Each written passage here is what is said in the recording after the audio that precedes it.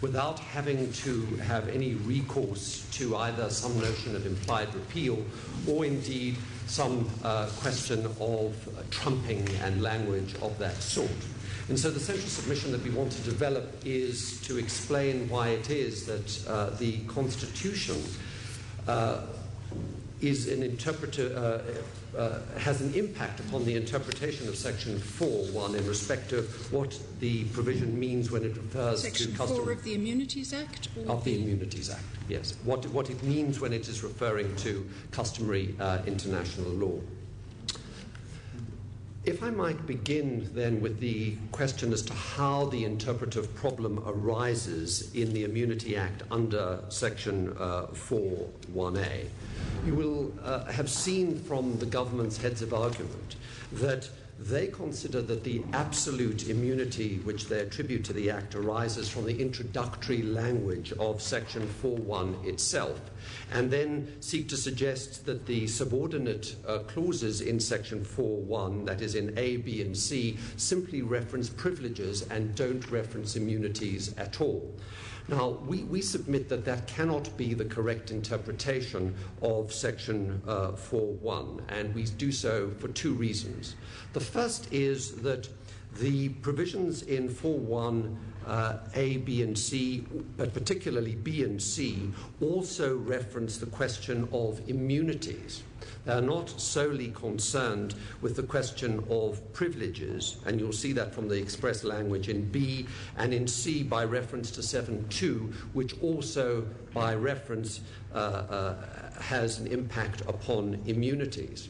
Therefore, on a coherent reading of the provision, one would, in our submission, have to understand that A, B, and C are the conditions under which immunity or privilege is to be enjoyed.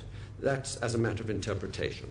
The second postulate that we would advance and submission made in respect of the interpretation of Section 4.1 is that it appears from the interpretation offered by the government that it attaches very significant, a great deal of significance to the comma after republic, to suggest that that is a self-standing provision and that what follows is therefore subordinate and doesn't engage with the primacy of the introductory language.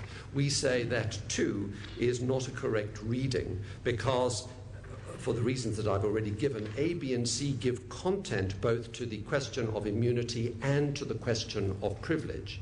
And therefore, for the government to sustain its argument, it must ultimately locate the immunity for the purposes of this case in 4.1a, and hence it engages directly the question of what are the rules of customary international law as interpreted under our Constitution. Now, you've heard from our learned friend as for South, Mr. Duplessis, as to how customary international law may come to be interpreted, but the force of our arguments are different, which is to say, in giving an interpretation to 4.1a, we say that the Constitution has reference, and in particular, Section 232 of the Constitution has reference for the purposes of understanding how we are to interpret the reference to customary international law in 4.1a. Now, to do that, we would submit to the Court, firstly, that the express provisions of 232 are to enshrine in our Constitution the basic premise that customary international law is law in the Republic unless it is inconsistent with the Constitution. So that raises the question, well, what part of customary international law might be inconsistent with the Constitution? Because we say a constitutionally compliant reading of the reference in 4.1a must be to customary international law in a compliant fashion with the Constitution. Our submission is that the Constitution indeed has things to say about what duties the state has in respect of international crimes, and we derive that from two fundamental sources. The first is that the Constitutional Court, and indeed this Court, in the torture docket case, has made express reference in paragraph 32 to what it calls the duty to suppress. So it is has... that the judgment of the Constitutional Court? In the Constitutional Court, yes. It is said in paragraph 37 that in respect of torture, there is a duty upon the state to suppress, and that arises quite apart from international treaty obligation.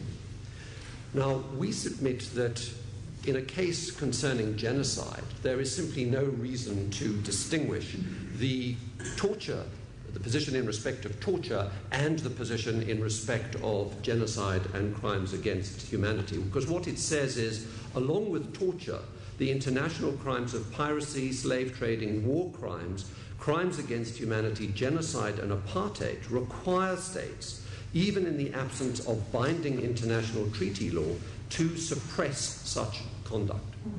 And so the constitutional commitment is that in respect of the very crimes which are the subject matter of these proceedings, there is a constitutional duty that rests upon the state to take such steps as are necessary to suppress. That's the first source of the constitutional duty that we say arises. Is this the submission that there is a positive obligation imposed? Yes, yes. And that is quite apart from the obligations that arise from the Rome Statute itself. And it would be directly contrary to Section 4 if it is interpreted as the applicant seeks to do. Indeed. So we say the correct constitutional interpretation is in the light of that duty. And we derive the proposition as to the content of the constitutional obligation from another source, which is Section 7.2 of the Constitution, which in the Glenister case, where it was found that in respect of corruption, there is also a duty upon the state to take steps to eradicate corruption.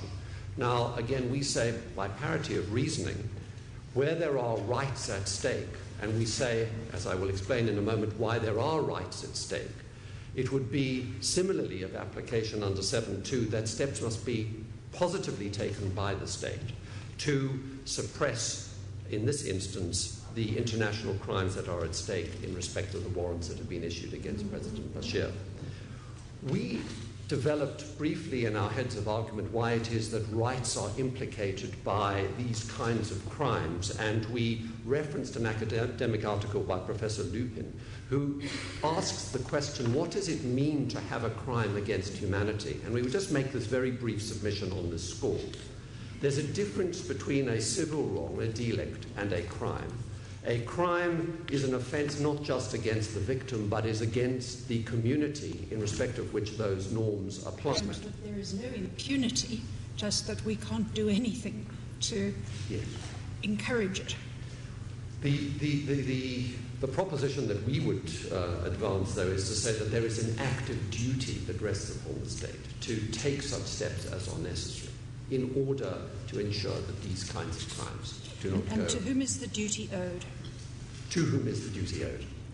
Yes, the duty is owed, as was found in Glenister, to all South Africans and all persons who enjoy protection under the Constitution, at a bare minimum. And if one follows the line of reasoning in the Lupin article, it is owed, as it were, to humanity. But that might seem a vague concept. But the truth is that is the ambit of what is said.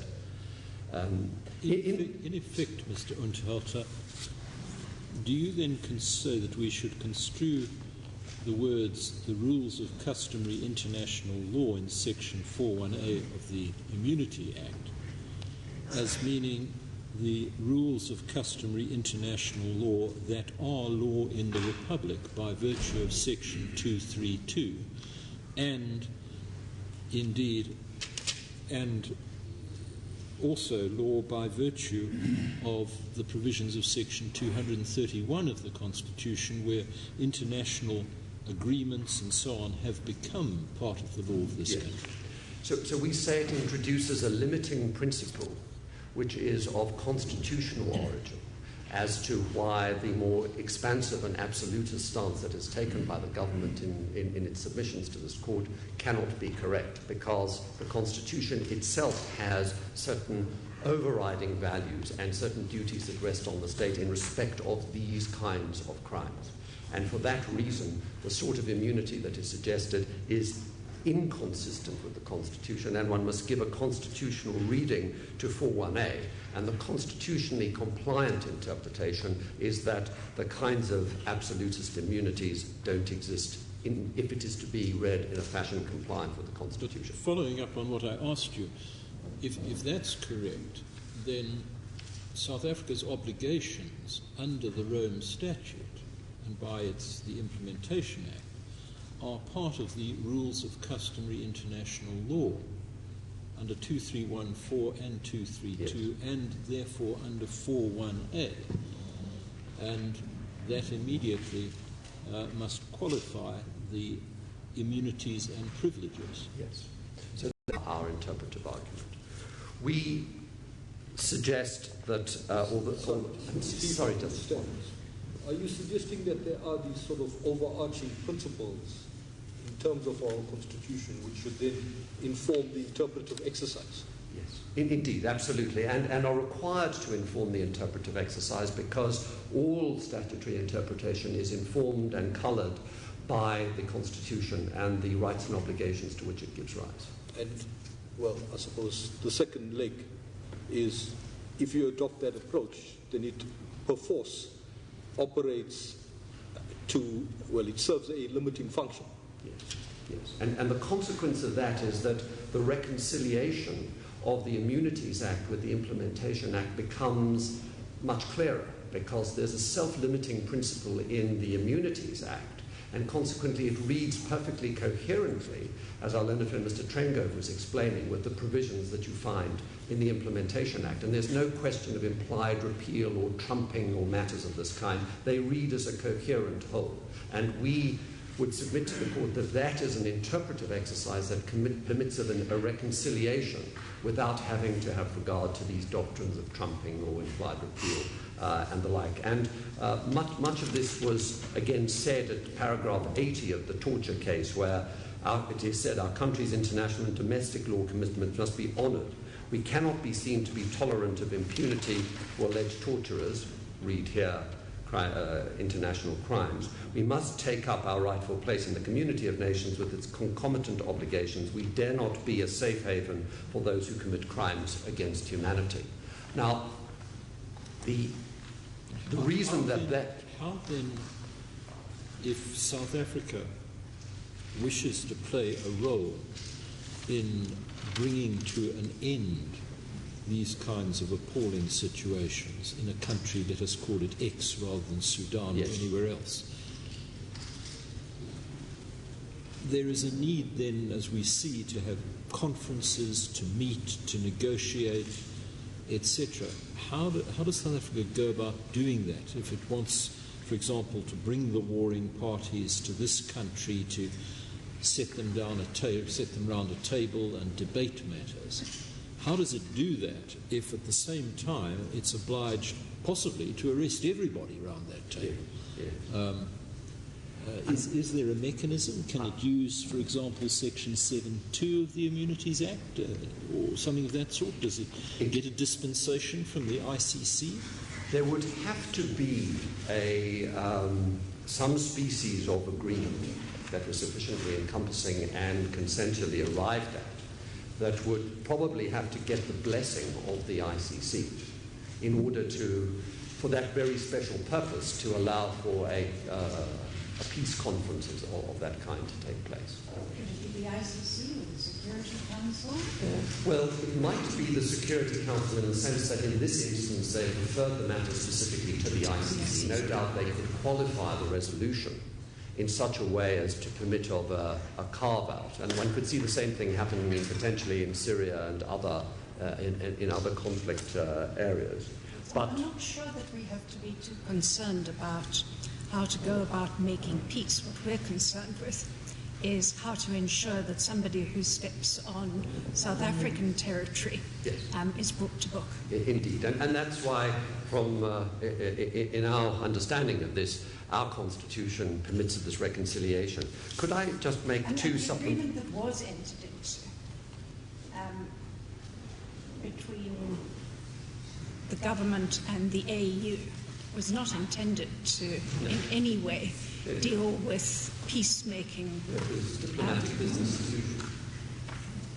So even if it could be thought that there could be a carve-out for very special purposes, probably sanctioned by the Security Council, that doesn't approach the facts in this case. What does, however, is the fact that the second warrant that was issued, which is to be found at page 193 of the papers, in its terms, I beg your pardon, it's in respect of the warrant that was the application for the warrant, of the second warrant. It's 193 of the application for leave. I'm sorry, I'm told it's in the application for papers. Yes. That it specifically references the fact that that the fact that there might be a continuation, says, and he will not continue with the commission of the above-mentioned crimes. And we submit that the significance of the terms of the second warrant, which deals specifically with genocide, is that if one is thinking about what the ongoing duties of the state would be, they are in respect of a warrant which signals the risk that the question of genocide is not something just of the past. That wouldn't in any way dilute the duty. But because of this risk of it carrying on, there is a very clear risk, and there's a very clear triggering of the duties that we have referenced in our heads in respect of the torture docket case and the authorities that they in turn referenced. So we submit, therefore, that there is a clear case here of a duty to act, a duty to suppress, and that, seen in that context, one will interpret the relevant provisions of Section 4.1. If I could use... Mr. Hilter, aren't you raising those words in the warrant a little further than is justified? As lawyers are wont to do, if you have a look at Article 58.1b, all that is a recitation of what is in 58.1b.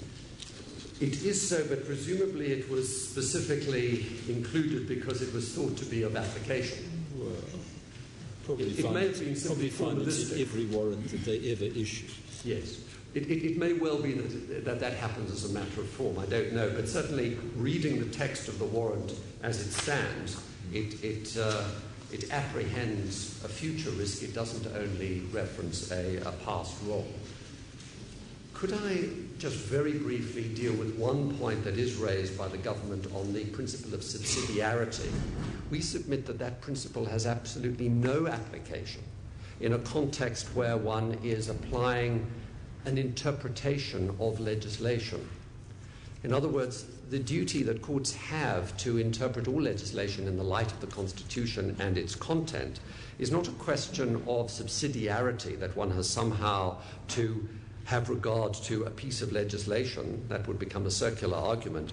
The requirement to have regard to the Constitution is simply what 242 requires, and when 232 requires, and when one applies it, one is simply implying the interpretive mandate that courts have to interpret legislation in the light of the Constitution. It doesn't engage the doctrine of subsidiarity, which would be in circumstances where, for example, one right cannot be directly accessed by way of the Constitution, but must reference a statute, or one duty cannot be carried out because there is some other statute which takes precedence. This isn't a question of precedence or priority. It is simply a question of primacy, and the primacy is the interpretive mandate of courts in respect of the Constitution and how to interpret statutes. So we do submit that subsidiarity is a distraction in the context of the interpretive debate. Could I come lastly to the question which has been referenced by a number of parties, but just in respect of waiver under Section 8 of the Act. We submit that there is very considerable importance to be attached to what the Constitutional Court determined in the Fick case, which we have referenced in our heads of argument.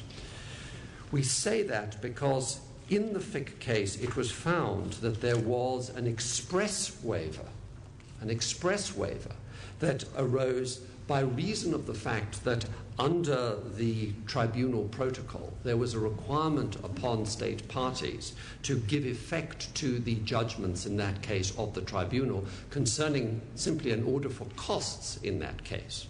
And it was said that when Zimbabwe had acceded to the protocol, it was in turn acceding to the fact that South Africa had obligations to enforce and carry out the decisions of the tribunal. And the court in FIC found that that amounted to an express waiver, because there was no other way of understanding what Zimbabwe's accession meant other than that it was waiving any sovereign immunity in respect of the execution duties that South Africa had under the protocol. So that would be relevant insofar as accession to the Genocide Convention is concerned. Exactly. But insofar as the Security Council resolution is concerned, there's no waiver there. There's a removal. No. There is a removal of immunity by the Security Council. We want to reference specifically the Genocide Convention because we say there is very little to distinguish the way in which FIC dealt with the question of express waiver arising from the tribunal protocols and what one reads in the Genocide Convention. And if I could just very briefly take you to the language of the convention, in Article 4, it says, persons committing genocide or any of the other acts enumerated in Article 3 shall be punished whether they are constitutionally responsible rulers, public officials, or private individuals. And then Article 6 in turn references the fact that persons charged with genocide or any of the other acts shall be tried by a competent tribunal of the state and the territory or by such international penal tribunal as may have jurisdiction. Now here the ICC falls into that category.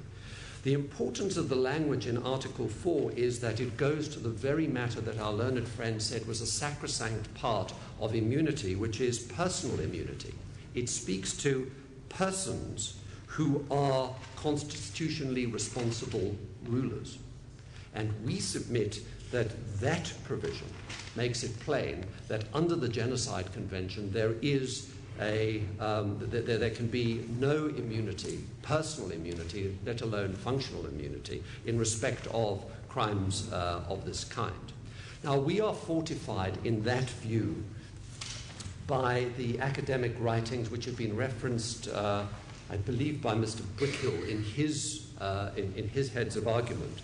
But Professor Slater, S-L-U-I-T-E-R, it is in the PJI's bundle of authorities, and particularly the passage at page 940.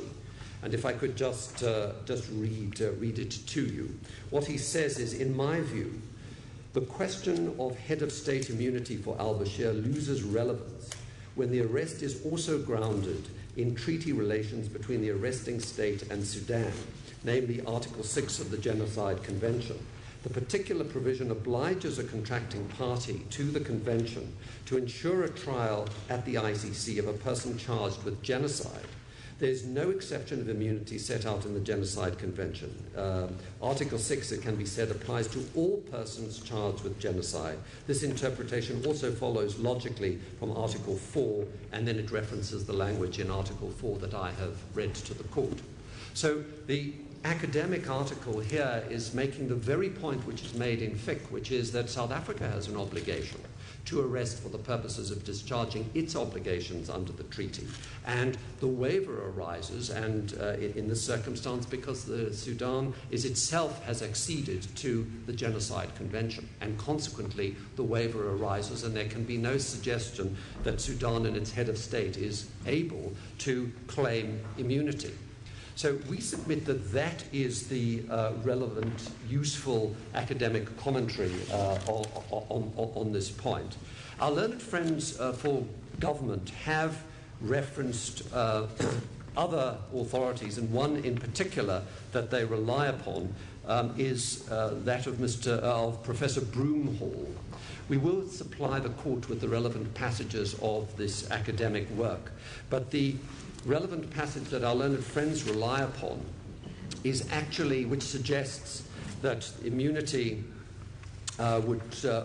continues in respect of personal immunity, even if it doesn't arise in respect of functional immunity, is a reference to the Geneva Convention and not to the Genocide Convention. And that you will see at page 143, where the author says, this would occur where the requested state and the third state are both parties to the Geneva Convention or the Conventions Against Torture. It doesn't reference the Genocide Convention at all. And in further passages from this text, when the question is raised as to whether this differentiation between functional immunity and personal immunity makes sense, the author says, well, he thinks that this patchwork of immunity, sometimes one applying and the other not, would give rise to some degree of incoherence in international law. And so there is, even in Professor Broomhall's position, a degree of equivocation as to the absolutist stance that is suggested and attributed to him by the government in these proceedings. Could I then finally, and just taking up a matter that Justice Majid raised with my learned friend for the government, and that is just the passage in the House of Lords decision in Pinochet 3, where Lord Phillips, in his speech, and it is at page 289 of the judgment, made the following clear. He said, where states by convention agree that their national courts will have jurisdiction on a universal basis in respect of an international crime, such agreement cannot implicitly remove immunities, ratione personae, that exist under international law. Such immunities can only be removed by express agreement or waiver. Such an agreement was incorporated in the Convention on the Prevention and Suppression of the Crime of Genocide, which provides persons committing genocide or any other acts enumerated in Article 3 shall be punished, whether they are constitutionally responsible readers, and I've referenced the language of Article 4. So there appears to be, at least in this speech, a recognition of the very point that we are seeking to urge upon this court, which is that the accession of Sudan to the Convention gives rise to a waiver in respect of personal immunity, and that has been recognized, at least in the speech of Lord Phillips, at the passage that I've indicated at page 289 between the letters D to E. Just finally, on one formal technical question under Section 8 of the Immunities Act, Sudan has acceded to the Genocide Convention. And the consequence of such accession is that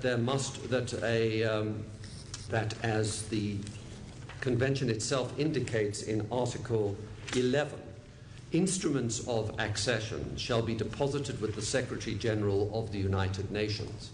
Well, you can only have an instrument that is deposited if it is in writing. And so I don't think there can be any question but that Sudan's accession is in writing.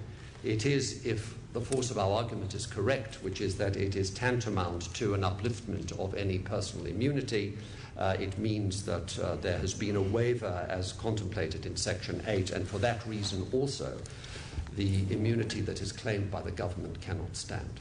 Those are our submissions. Thank you. As the court pleases.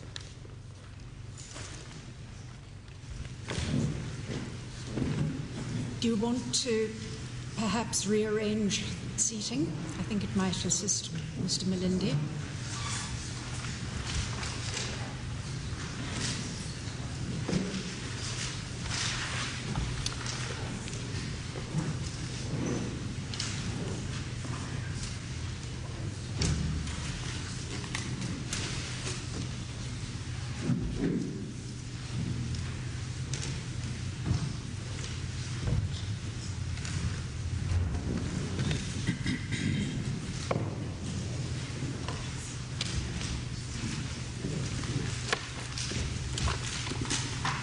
Yes, Mr. Malindi, you're going to have to persuade us to admit you as an amicus, as well as, well, which entails giving reasons as to why your arguments are novel and helpful, as well as make the arguments that you have made in your heads. Thank you, Justice Lewis.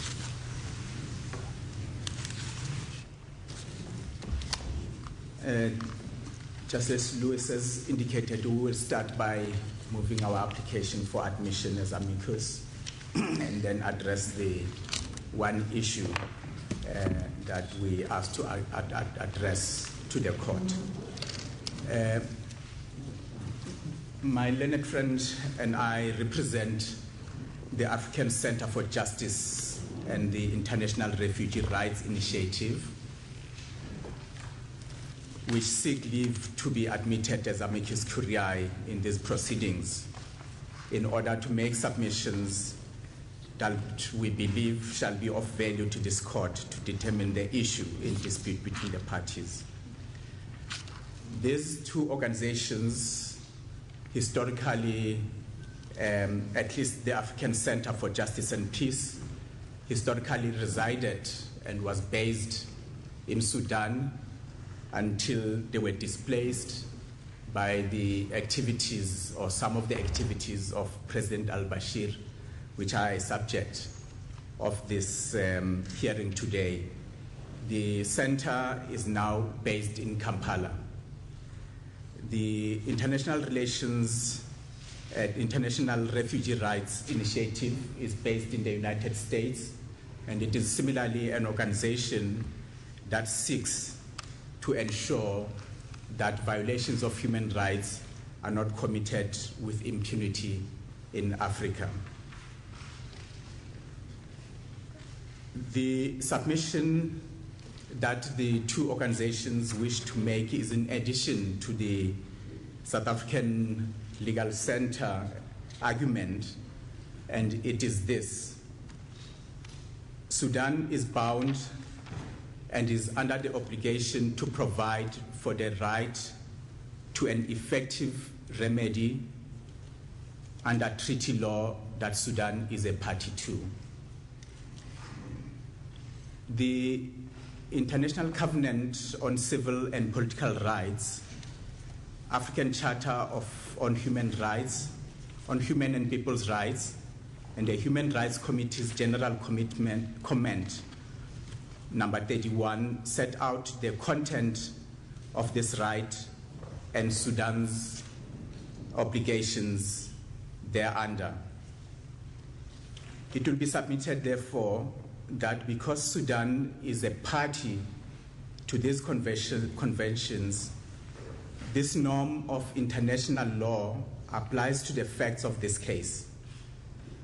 The norm... Mr. Malindi, I'm sorry to interrupt you, but my difficulty with your application is that in the application itself, the approach taken, as I understood it, was that your clients wished to place evidence before this court, that it was highly material, that the evidence should be put before the court, and so on, but that insofar as the law was concerned, you were content to rest, and this was said in paragraph 17 of the founding affidavit at page 7, you were content to rest with the arguments to be advanced by SALC.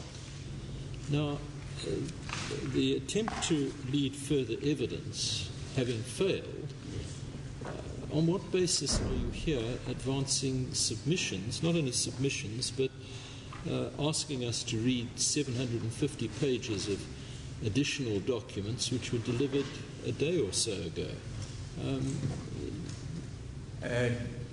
Justice Malcolm, as I understand, we have not been admitted to read further evidence. It is usual to address the judges by their surnames rather than their first names, Mr. Malindi. It's Justice Wallace. I thought that's what I said, my lord. I understand I did not.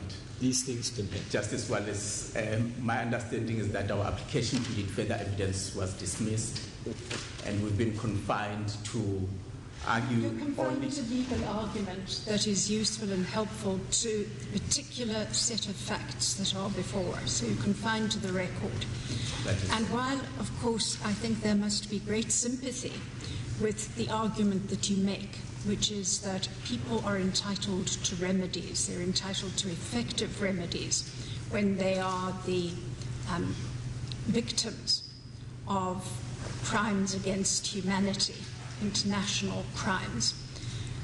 I'm not sure how it impinges upon the argument of the government, or for that matter, the litigation centre, that the government was obliged to conform with its obligations under the Implementation Act and under the Constitution, and in a simple matter of its duty to surrender under Section 10.9.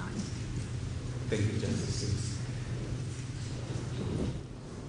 Justice Lewis, as we understood, and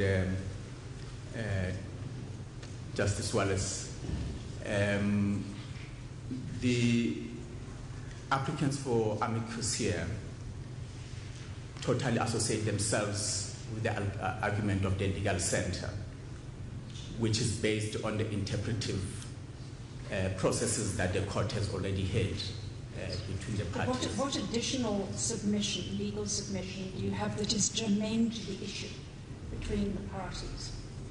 The legal submission that we wish to make, Justice Lewis, is that because Sudan has bound itself to the conventions that we have referred to, that is yet another way outside of the self-interpretative way to the ICC that we say it has bound itself to be held to discharging human rights and affording victims of human rights effective remedies in the forms of investigations, arrests where applicable, prosecutions, and sanction where applicable. And the only way that Sudan may be held responsible and to adhere to those undertakings under those treaties remains the only viable legal avenue, which is the ICC. So you're saying in addition to the Constitution and in addition to the Implementation Act, we should invoke the various charters and treaties to which Sudan is a party in order to ensure that South Africa commits to its international obligation to surrender the President of Sudan if and when he appears on South African territory. Indeed so, Justice Lewis. Is there anything else that... Justice Lewis, the basis of our argument is set out in the heads of arguments, which are pretty short. Yes. And paragraphs 16 up to 23 deal very much with the cases that we have referred to. If the court has received our two bundles of authorities. We received them yesterday, Mr. Malindi, and as I explained in chambers, we certainly haven't had the opportunity to read that which we haven't already read. The parts that we refer to are very narrow, as Justice Lewis can see. I was going to refer to a few excerpts, so it will not be necessary to traverse through the two diverged files. The references are set out clearly in our heads of argument, and we submit that the court will not be subjected to reading more than 20 pages of what we have referred to. Thank you. Justice Lewis, may I just confer with my junior who has just forwarded me a note.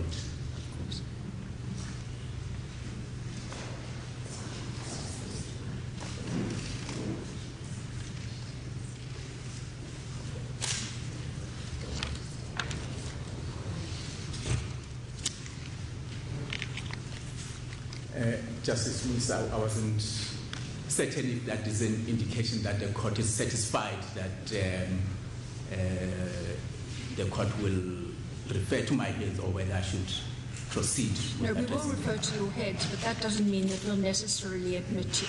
That is something on which we will have to confer after the hearing. Yes. But we're happy simply to refer to your heads. As the court please. Thank you.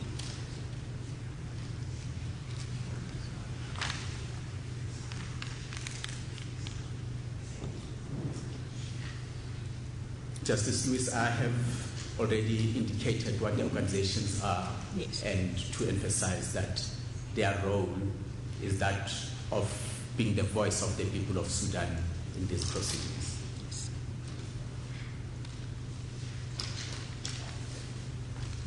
With reference to the International Convention, we refer to Article 2, brackets 3, which... Sorry, which international convention?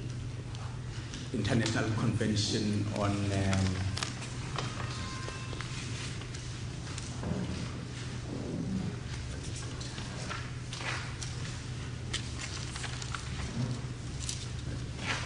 International Convention on Civil and Political Rights. And Article 2, brackets 3, states that each state party to the present covenant undertakes to ensure that any person whose rights and freedoms as are herein recognized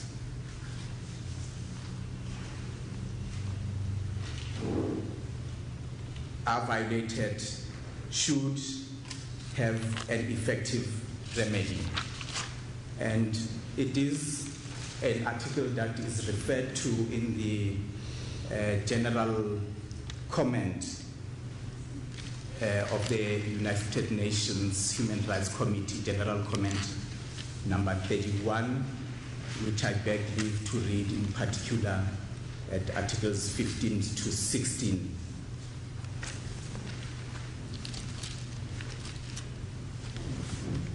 And Articles 15 to 16 in part read as follows.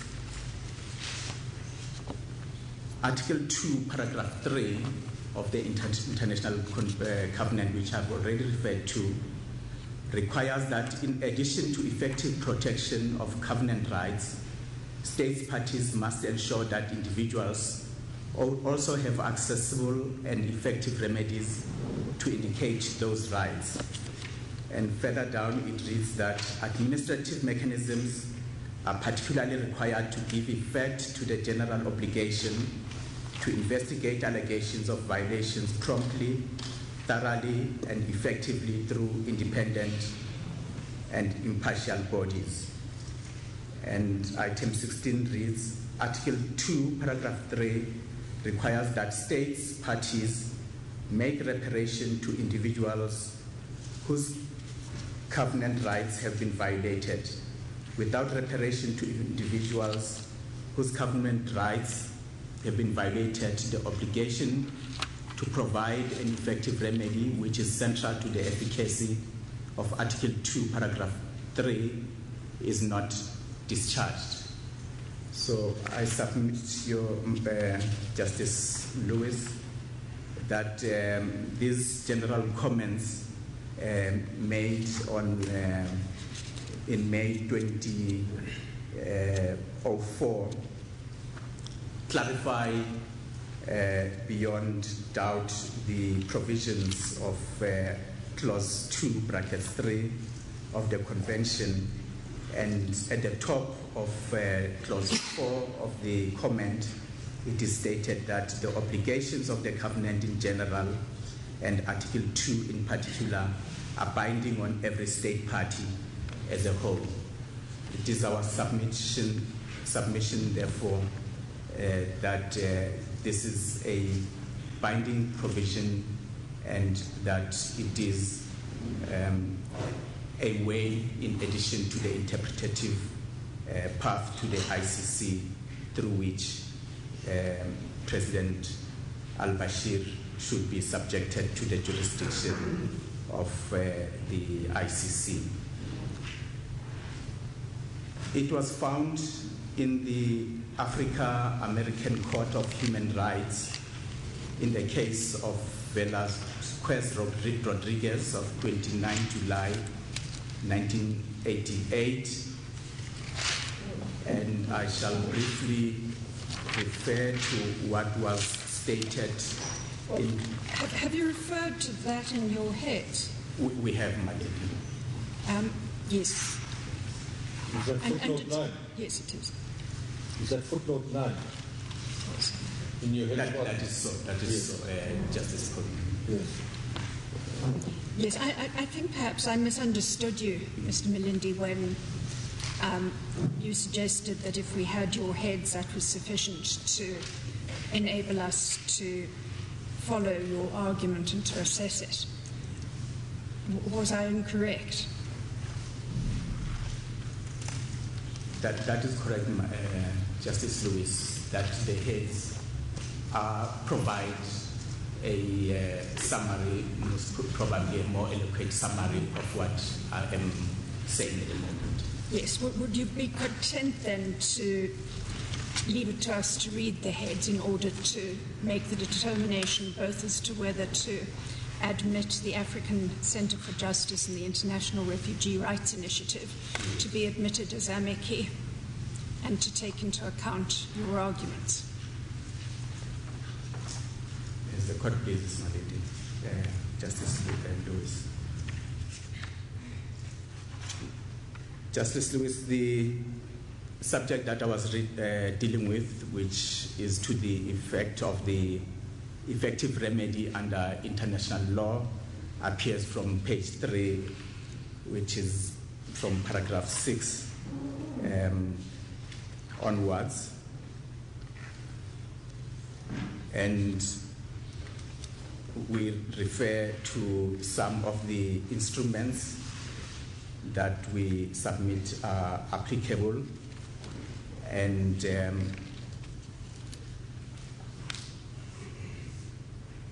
when I reverted to my heads was when I was addressing myself from paragraph 16 onwards with particular reference to cases that we have referred to. We will have regard to that. Sure. But are there any further submissions that you need to make, or are they all covered in the heads? Justice Lewis, I think that is the total submissions that we will make under the circumstances, and I will make closing remarks after conferring with my junior with the leave of the court. Yes.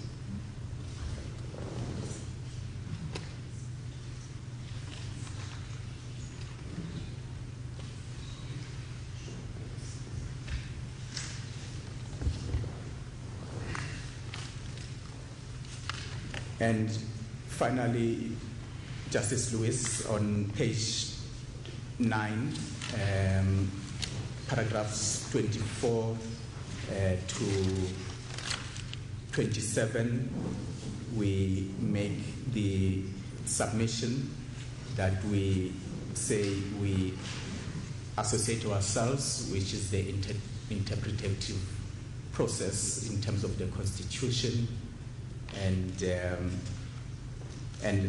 to the effect that the Rome Statute binds the government to deliver President al-Bashir, as has been ruled by our courts already. Thank you, Mr. Malindi. We're indebted to you.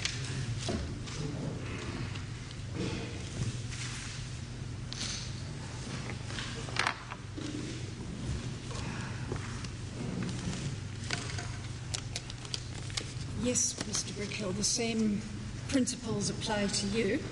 As it pleases the court.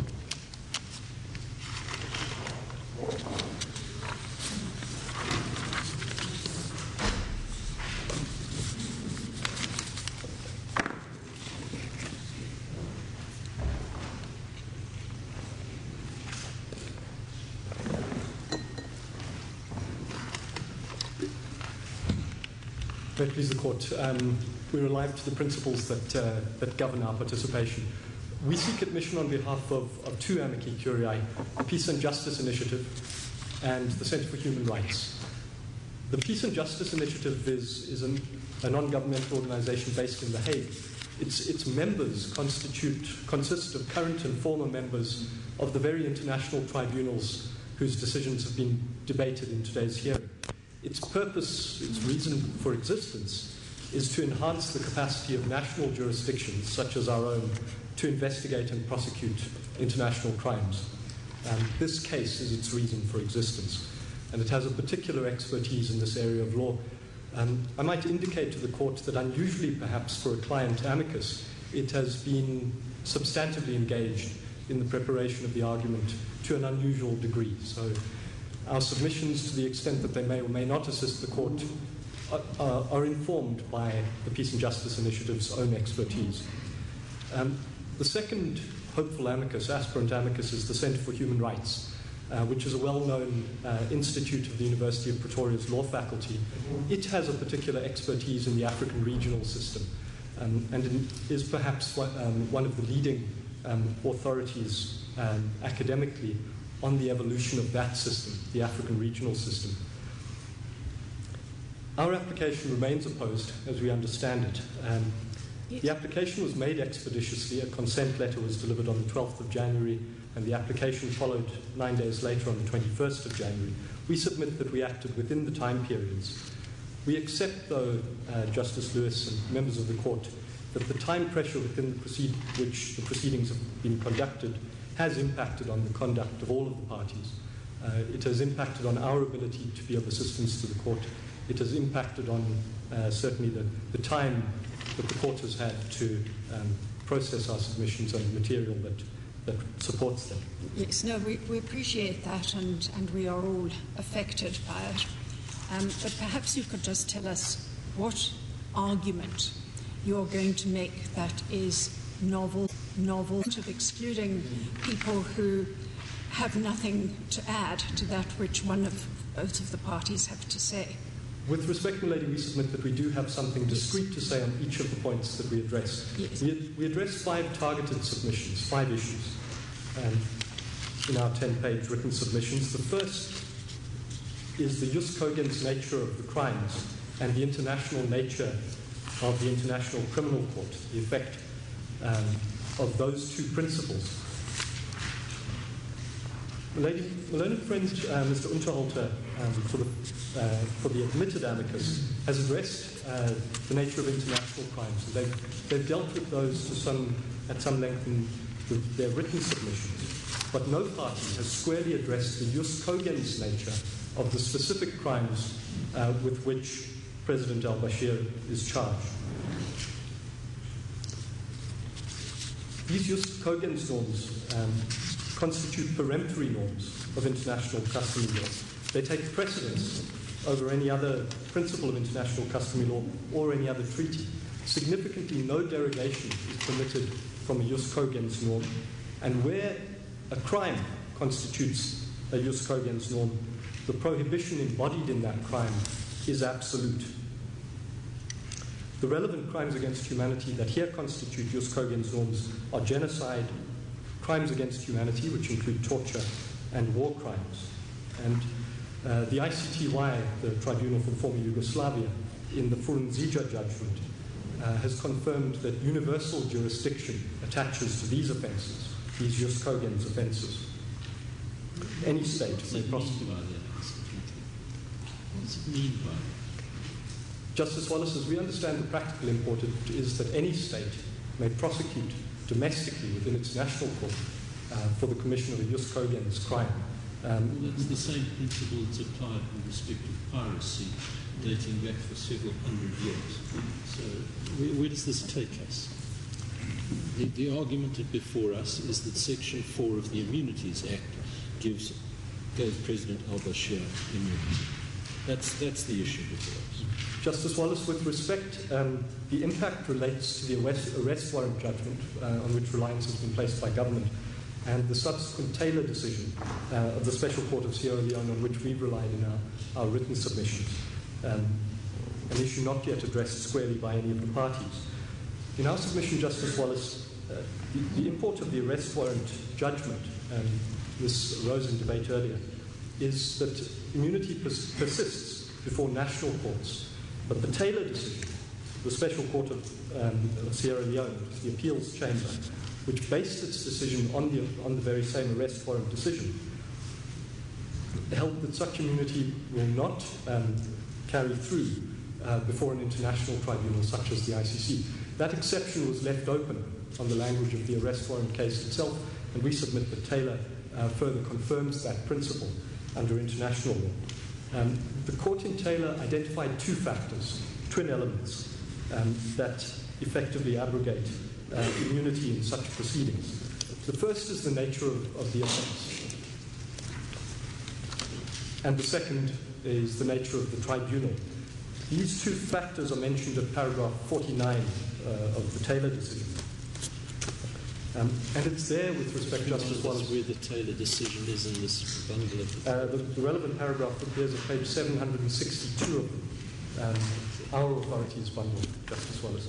762.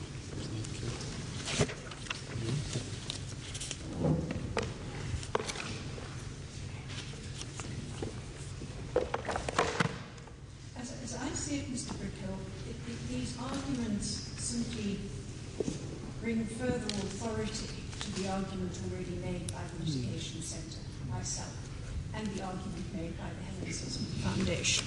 There are a number of cases and instruments that bolster the argument that the Rome Statute and the Implementation Act have created the exception.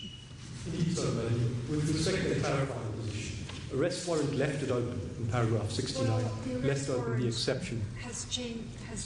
The law has moved on since 2002. Justice Minister. The Rome Statute has come into force. The Implementation Act has been enacted. So the arrest warrant judgment, no matter its quality or the criticism of it, has very limited application now. Indeed so, Justice Wallace. And we've simply pointed to the Taylor decision as one subsequent indication that is so.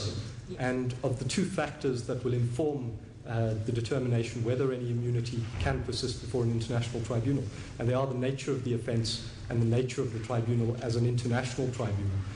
Where the crime is a jus cogens crime, we would submit that there's an emphatic basis to resist any space for immunity. So it is really a gloss on submissions that have been made, but with respect, different. As I see it, I mean, one welcomes all the assistance that you can get, but as I see it, this jus cogens argument is just an expansion of what Mr. Klinger has already argued and expanded upon by Mr. Unterhalter. And the same goes for the other two main topics that you address, is the resolution and the genocide convention. I mean, it's very helpful to collate as many authorities as possible, but at the end of the day, it's a very narrow, the crux of the matter is quite narrow. With respect, Justice Majid, so what do you bring new to the table? I mean, if I may turn to the Security Council resolution, and I'll limit my submissions precisely to those aspects that have not been mentioned. Can you just, before you do that, just remind us, because you've only given us an extract from the Taylor judgment, precisely what were the circumstances in which Mr. Charles Taylor found himself before the Special Tribunal, factually? Justice Wallace, it is addressed in a footnote to our heads of argument. The upshot was that he remained incumbent head of state at the material time when an application to annul the charges was brought. So at all times up to that point, when an application to annul was made, Charles Taylor remained incumbent head of state.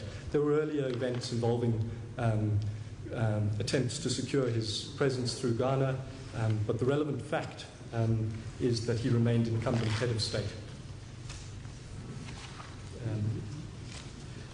My understanding of it was that Mr. Taylor was only brought before the tribunal after he had ceased to be the head of state, and that the case of Taylor deals with the entitlement of the tribunal, which was established, to prepare an indictment.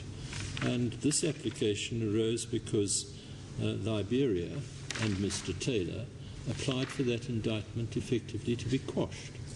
Am I wrong in that? Justice Wallace, that does accord with our understanding. But so all it was concerned with is it legitimate for there to be a prosecution of someone who's a head of state when the tribunal's constituting document, the statute, said that the official position of any accused person shall not relieve such person of criminal responsibility nor mitigate punishment. It had nothing to do with Mr. Taylor being arrested by some country and brought before the tribunal. Is that right? Indeed, Justice Wallace, but it did have a bearing on his liability and whether the basis of his office could be used to invoke immunity. Justice Majid, if I could then turn to the Security Council resolution, we do submit that what we have to say is distinct. The question arose earlier on what basis the Security Council resolution is binding on Sudan. And the answer was given by my learned friend, Mr. Trengo, with reference to Articles 48 and 49 of the Charter. We would refer further to Article 25 of the United Nations Charter, which provides in terms that Security Council decisions bind member states. We would submit that that's the primary basis on which Resolution 1593 binds Sudan. We would refer further to Article 103, which provides, and that is included in the extract that the SALC respondents have now handed up. Article 103 provides that charter obligations prevail over obligations under other treaties. So for completeness, we would mention those two articles. As concerns the effect of the resolution, we do make a submission with respect to a subtle difference, a difference of nuance as to its effect. The resolution did not make Sudan a party to the ICC statute, but rendered it akin to a party. It rendered the ICC statute applicable to Sudan, notwithstanding the fact that it is not a party, and it did so to the extent of the Security Council resolution. We refer in our heads of argument to Libya as an example of a previous incidence of such practice, where a Security Council referral placed Libya in the identical position of being akin to a party to the ICC statute. What then is the scope of the application of the statute, and in particular immunity under the ICC statute? Our submission in this regard is that the resolution, the Security Council resolution, on its terms, did limit the application of the ICC statute in at least two respects, but not in respect of immunity. It did so in paragraphs 6 and 7 of the resolution. Paragraph 6 relates to a question of jurisdiction, and paragraph 7 relates to funding of proceedings flowing from the referral, proceedings in the ICC. And in both respects, the resolution in paragraph 6 and 7 qualified what would otherwise have been the position under the ICC statute. So what can one draw from this? One draws from this that the Security Council was alive to the provisions of the ICC statute and deliberately qualified two of those provisions in respect of the Sudan referral. It did not do so with respect in relation to immunity and Article 27. And we would submit that that is significant. The effect of it is that the referral carried with it Article 27 and its impact on immunity of incumbent heads of state. Mr. Brickfield, just at a factual level, one of my problems with this construction of the Security Council resolution arises from factual matters. For example, that it is known that President al-Bashir has visited China, which is a permanent member of the Security Council, and presumably a party to this resolution. And I don't know whether he was welcomed in the Great Hall, but he certainly wasn't shut up in jail and packed off to The Hague.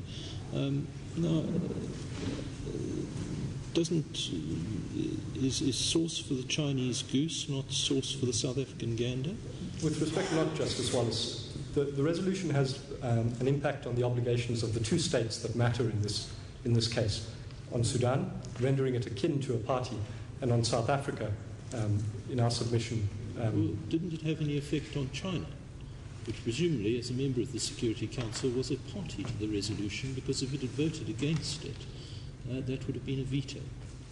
Well, it should have acted differently. It didn't.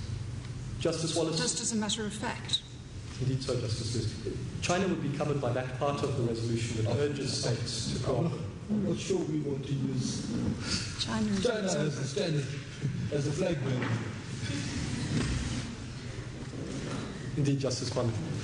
With respect, Justice Wallace, that issue is a difficult one. What is the obligation of China under the resolution being urged to cooperate, not a party to the ICC statute? It's not a question that this court is required to determine. And with respect, it doesn't follow that South Africa is in the equivalent position or that China's conduct has a bearing on our obligations. Or that China's conduct should be condoned. Indeed so, Justice Woods. The third theme that we address is the Genocide Convention. I shan't repeat a single word that's been covered by the other parties. Their focus, my learned friend Mr. Trengove and Mr. Unterholter both focused on the immunity consequences of the Genocide Convention under Article 3 and Article 4. And Mr. Unterholter has already dealt with the issue of the Pinochet judgment, which Justice Majid raised earlier in relation to a submission in our heads of argument. Those issues have been dealt with. Our submission relates to a further obligation flowing from the Genocide Convention, to which both South Africa and Sudan are parties.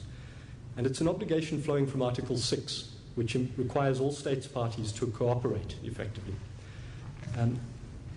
The court in the Genocide Convention judgment, which we cite, it appears at page 557 of the bundle, and the relevant paragraph is 443, held that this obligation to cooperate includes an obligation on states parties to arrest alleged perpetrators of genocide, even if they are from another state or alleged to have committed genocide in another state and have no other link with the state with which they happen to be in.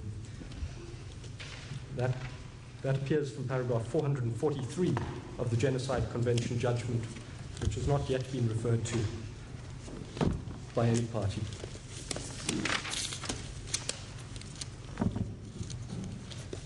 In that paragraph, the tribunal held as follows. In fact, it's the ICJ, it's the court. At page 557 of our bundle, paragraph 443 of the judgment, it is thus the obligation for states parties to cooperate with the International Penal Tribunal mentioned in the above provision. That's a reference to the ICC. For it is certain that once such a court has been established, Article 6 obliges the contracting parties, which shall have accepted its jurisdiction, to cooperate with it, which implies that they will arrest persons accused of genocide who are in their territory, even if the crime of which they are accused was committed outside it, and failing prosecution of them in the parties' own courts, that they will hand them over for trial by the competent international tribunal. The upshot of this obligation arising from Article 6 of the Genocide Convention is that South Africa bears an independent obligation, quite apart from the ICC statute, to arrest and hand over President al-Bashir. And the ICC's jurisdiction in respect of those charges has been triggered by the UN Security Council's resolution.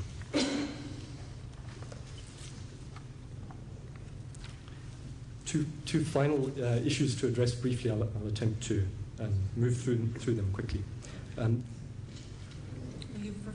Is this the Articles 27 and 98?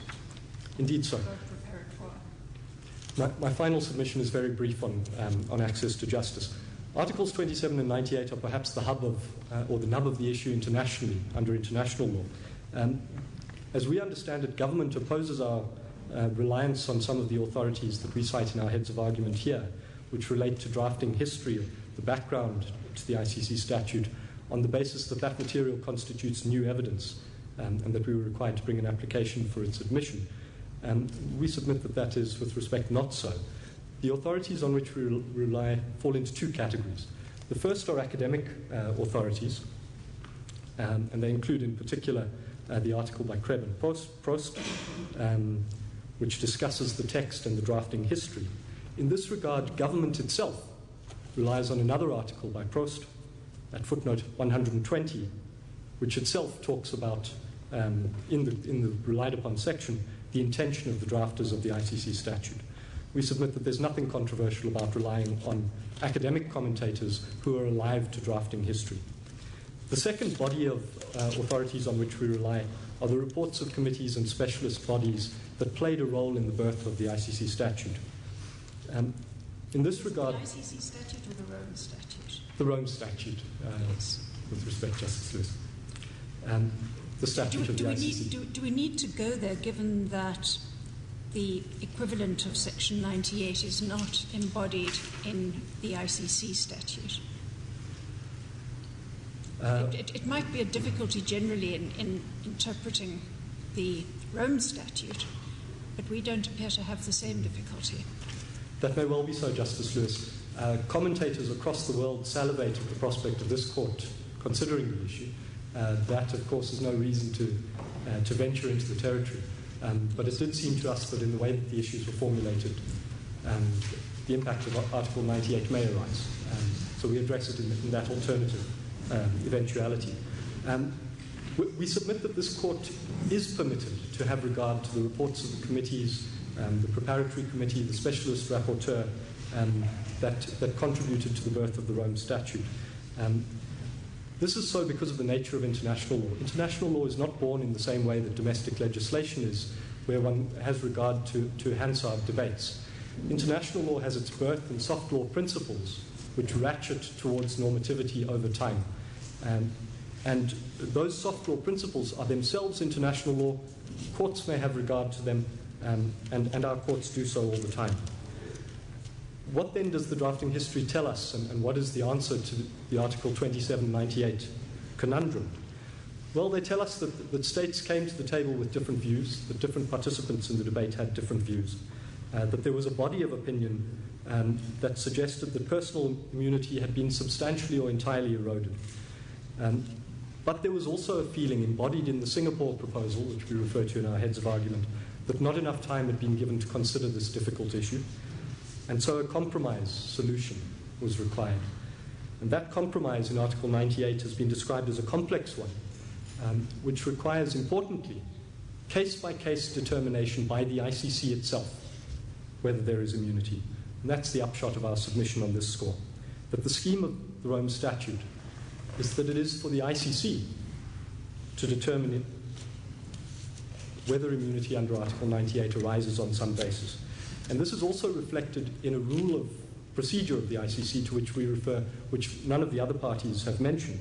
It's Rule 195, which expressly requires states to place information before the ICC relating to any matter arising under Article 98. So it envisages a process where states place information before the ICC, if necessary, bring an application to discontinue charges, but not for states to take that difficult decision into their own hands.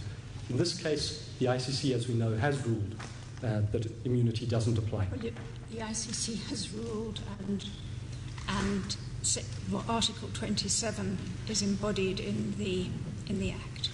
Indeed so. Yes. We submit that the scheme of the Rome Statute leaves that decision to the ICC, even if it were not, as Justice Lewis has pointed out, our Act doesn't leave the Article 98 escape valve.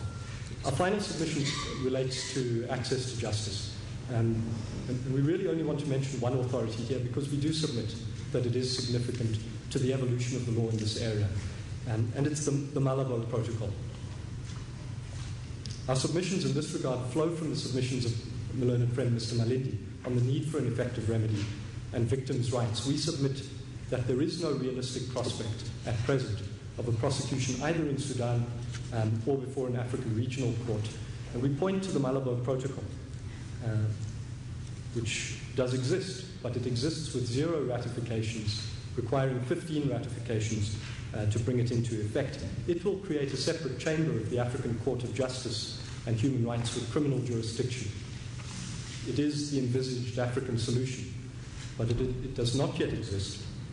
And in any event, even once the sufficient ratifications have been received, it will not be a possible forum for the prosecution of President al-Bashir for 2 reasons. And we refer to the 2 articles of the protocol.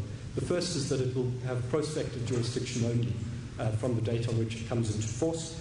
And the second is that the Malabo Protocol in Article 46 does provide for immunity of incumbent heads of state does embody that immunity. We submit, therefore, that the ICC is the only realistic prospect for prosecution, and that South Africa playing its role in that regard does not involve a breach of state sovereignty, does not involve South Africa imposing its authority on another state. To the contrary, the elements of the jurisdiction to do so arise from the collective judgment of the international community. They are the jus cogens nature of the crimes, which are the highest in the hierarchy of international norms. The international nature of the tribunal and the UN Security Council's resolution, all of these embody collective judgment of the global community. Justice Lewis, we respectfully therefore seek the admission of our amici. We accept, as one must, that the prospects of an amicus impacting on the outcome of a case are always uncertain until the case unfolds. The test is whether the submissions are novel, whether they're useful and relevant. We submit that they are, and that we've endeavoured to limit our submissions to things that have not been said by the parties.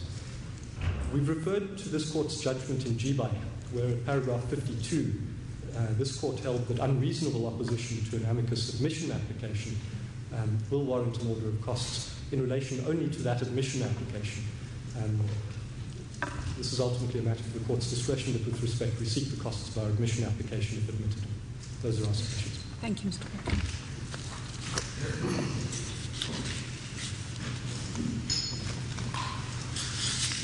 Mr. Gauntlet, you have a lot to reply to. Thank you.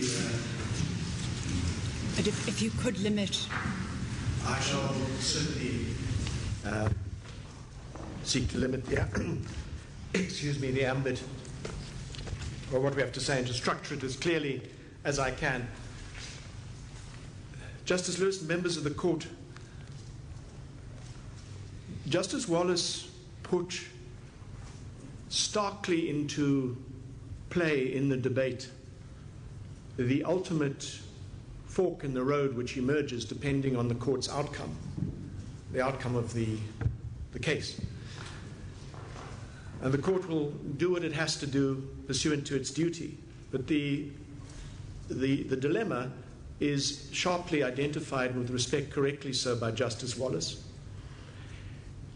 There is, on the one hand, that great upsurge across the world in favor of universal jurisdiction against the idea that wicked people can roam the world, go shopping, have medical appointments, make peace, not make peace, be belabored, not be belabored about it.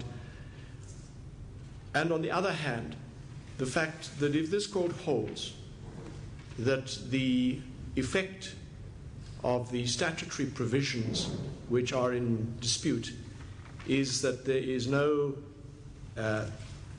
immunity, temporary, vesting in a sitting head of state, then realistically this country cannot play host to international gatherings which are directed multilaterally to attempt to find solutions where there are any such heads of state likely to attend. It will either have to withdraw from that function and withdraw from bilateral dealings as it has done of the kind that we've indicated in relation to the DRC, the Great Lakes region generally, even now Central African Republic, and the like, where there's any risk of an international warrant being forthcoming. And that may be a consequence of the needs of justice as the court sees it.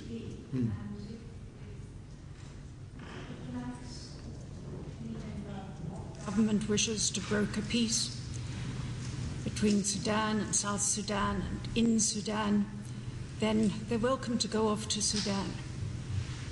The consequence will be that there will certainly be a fundamental effect on the way things are done arising from that. And that, as Justice Lewis and I indicated that already, the court may find that that is a consequence. But there is a reality which impinges, and that in the case of the Sudan and the Central African Republic and the past in Ivory Coast, what Justice Lewis put to me is simply not an option. Our ministers and presidents cannot go into war zones easily, and that is one of the reasons why it is necessary to do what this country has done. But what I do want to identify at the outset... What has this country done insofar as Sudan is concerned in making peace there? Justice Lewis, it's not on the papers, but if you would like me to go off the papers and go into some detail about what it's done, I could do so, but I don't really think... It has been, may I just say, an active protagonist of peace and achieving peace in Sudan as it has in relation to the other countries. But the purpose of allowing President al-Bashir here was not to broker peace. Justice Lewis, that point has been made once or twice. It was suggested that what one had was, I think, as our learned friend put it, I think it was Mr. Duplessis, run-of-the-mill or general diplomatic meeting. There is absolutely nothing to suggest that when the African Union was going to meet, it was not going to discuss its most pressing issues. I don't think any of us can say more because it's not a matter canvassed on the record. It's not canvassed at all. But to draw the inference, as is being put to me, that South Africa might perhaps have not been, as was put, I thought, perhaps rhetorically in the question by Justice Lewis, has not been actively involved in Sudan peacemaking, and that the AU meeting had nothing to do with it, we respectfully submit that it's a neutral factor to which we really don't know. But it's not neutral for us to consider the implications of our decision on the capacity of the country to engage in these activities at some later stage. And as we all know, there were announcements today that peace efforts in Iran or Syria have had some success, but they've been conducted in Geneva because the people who are fighting in Sudan or Syria or anywhere else can't possibly get round a table in those countries. With respect, it is so, and it is if the president of Iran, after the years of enormously dangerous, on the brink nuclear conflict, has been able to go in recent weeks to Paris to meet with the president of France, it is precisely because what is being symbolized once again is the application of the very old rule that it's vital for international relations. And this underpins our argument, we say unrepentantly after everything you've heard, that there is nothing to show that international law, customary law, has evolved since 2002 or any other time to a position in which that principle is abrogated in its absoluteness as it applies to a sitting head of state.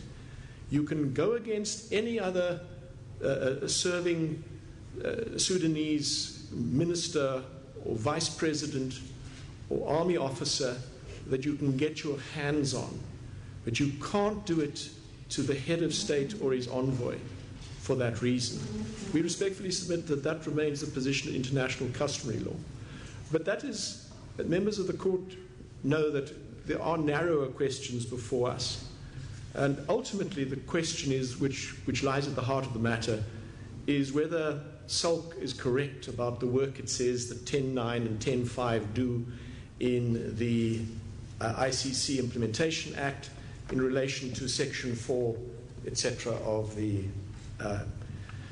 Immunities Act. But before we get there, might I just dispose briefly, I hope, of some of the ancillary points which have arisen.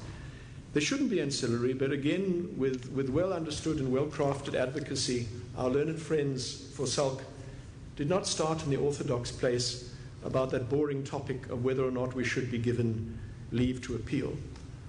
It was, again, no inadvertence, because when members of the court put to our learned friend the questions of whether it was suggested, first of all, there was no argument against the number, I always get the name wrong, Nambatoni Technologies, Justice Wallace's judgment in this court, saying, never mind mootness, if they're compelling, as between parties, compelling other interests, the court will take the case.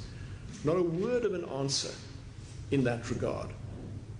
And the inference is that the opposition and resistance has been not reasonable, and secondly, there is no reason why it was not articulated to you at the earliest possible stage that there had been a rethinking. There was a suggestion, an argument by a learned friend, that there was a rethinking which came about, but we showed page 218 of the record that on the same day as we were arguing for leave to appeal, and it was being said against us that leave should not be granted because it was moot, that on that same day SALC was saying it would carry on with the war in relation to the enforcement of the orders. So with great respect, it's no excuse for the situation then, and certainly not for the situation which prevailed through the practice note, through the heads of argument, no intimation of any kind prior to our learned friends rising to argue the matter.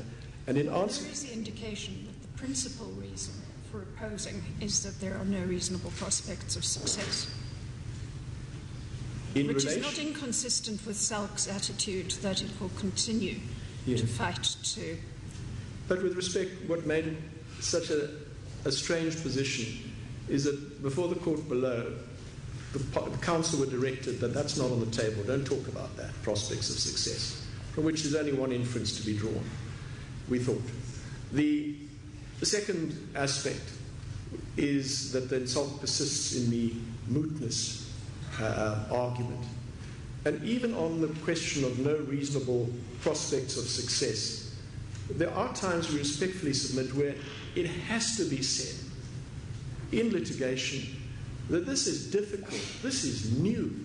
And how do we say that there is no reasonable prospect of success in relation to something which is so head-banging? But my point beyond that is, why weren't we told what the basis is? Why weren't you told what the basis is for the application for leave to appeal? One line in the practice note, one concluding paragraph. But may I just say that on this, you would know that in answer to Justice Lewis presiding, our learned friend, not often, but in answer to her questions, presented the answers that, yes, as regards the first order, unless one can go the way which has been mooted or used in a different sense by Justice Wallace, about that the first order, the declaratory order, only refers to past conduct, that there's no other answer. And as regards the question of the standing warrant, our learned friend quite correctly ultimately said SALC has accepted that the second order is not moot. There is a gin trap out there for the President of the Sudan, and that makes this a live case. You heard me on the first point. I've submitted with great respect that it doesn't make it moot, that as at the time, how does a matter become moot? At the time between the making of the order on 16th June and the ultimate delivery of the judgment and leave to appeal on, I think, 16th September, nothing had changed. There was still the same finding squarely against the government of a very serious thing, which if it's right, it must stand, and that is that it's acted in breach of constitutional obligations. Of course, that is backward-looking, but so are many orders that come before you. So we respectfully submit that there should have been an upfront, more direct answer on that. But let me turn to what really matters. And what really matters, we then submit, is this. That you've heard two solutions today to the Section 4 versus Section 4 and Section 10 problem. The two solutions, and I'm going to do the unorthodox thing, it seems, of willfully starting with Section 4 of the First Act, and bang on the same point, briefly though, that it's critical to ask, what did Parliament do when it made the first Section 4? Because if it did X, then when the second statute came into operation 6 months later, what did that do to the ambit of the first provision? One answer against me may be that we are wrong when we say that nothing could be clearer than the ambit of the first provision in creating absolute personal immunity on a temporary basis as for the duration of the office. And I'll come to that in an attempt to call into aid the sub-provisions of Section 4.1 in a moment. But our learned friend Mr. Trengove delivered this answer, and he delivered it, and His Lordship Justice Ponnen, perhaps because of the radical nature of the answer, challenged it immediately or questioned it immediately. The postulate was this, that the Implementation Act amends the prior section to the extent of the inconsistency. And Justice Ponden then intervened to say, no, but does one have to go that far? You have to talk about an amendment. And it does not want, and then as a matter of interpretation, is there an inconsistency? Which really goes back to the point which I believe Justice Lewis has been exploring from the outset. When you put the two statutes together, where's the inconsistency? But let's be clear about it, that SALC has argued before you today that it stands by what it is called the trumping language, the negating language, and you heard it articulated as being an amendment. It would have to be an implied amendment because we know there was no express amendment. I didn't understand the argument to be that there was an amendment. I understood it to be that that Section 4 of the Implementation Act introduced an exception. How, though? That is the critical question. And the critical, because when you have a provision... Providing that in certain circumstances a head of state yes. must be surrendered. Yes. But it can only do so if you have a provision, Justice Lewis, which says that all taxpayers shall do X. It's absolute terms for the duration of their employment, as by way of parallel. And a later statute comes along and makes provision which it's contended to deal with some sort of carve-out for that, from all taxpayers, absolutely. Then the question is, how does it achieve it? And we respectfully say that this is the dilemma which our learned friends have circled around. They do have to say that what happened when you've got an absolute provision which is cut down in a particular way, that they can argue for an implied repeal is not a word they like, an implied amendment. We say that that is an argument which won't find favour with you, and the only one which may have legs is the one which Justice Ponden was exploring and which Justice Lewis and others have also explored. And that is, but as a matter of interpretation, is that really so? And so what I would like to say in relation to Section 4 is where we part company so fundamentally, as the Court knows, is the suggestion, run most vigorously by HSF, that the way you read Section 4 is that it's, 4.1, it's such immunities as, and then follows ABC. But it's not so, and it's not grammatical or other pedantry that makes us say so. If you look at the structure of the provision, it's making the absolutist statement in the first part of Section 4.1, which is not incongruous because, for the reasons we've argued to our own nausea, not the courts, the rule of customary international law in relation to personal immunity of a head of state is that endures for as long as the king or the president is there. So there's nothing anomalous or absurd about the proposition. And then what happens, it says, and enjoys such privileges. It doesn't say a head of state, and this is the way it would run, shall enjoy such immunities and privileges as dash A, B, C. And it's such privileges. The immunity is specified, it's done with. It's done with grammatically and functionally. It's stated without qualification. And the privileges are then as heads of state enjoy, etc. And then follows, for example, in B, I know the word immunity comes into there, are provided for in any agreement entered into with a state or government whereby immunities and privileges are conferred upon such a head of state.